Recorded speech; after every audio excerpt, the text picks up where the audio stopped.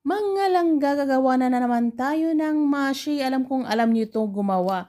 Kaya hindi na natin isa-isahin pa. At ito na nga, naglagay lang ako dyan mga langga ng giniling. Kasi ayaw ko na lagyan sa ibabaw ng pang-beef stick na beef. Kaya giniling na lang mga langga, halo natin para wala ng beef na ipapry natin.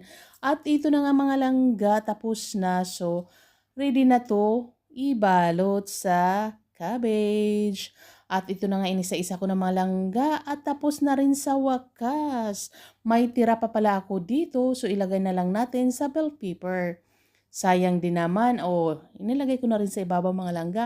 At nalagay ako ng water dyan mga langga, i-shake-shake lang natin para ma-absorb sa ilalim. At ito na nga, luto na mga langga. Ito na yung tanghalian namin. So ano pa inaantay nyo mga langga? Samahan niyo kami sa aming tanghalian. Kainan na!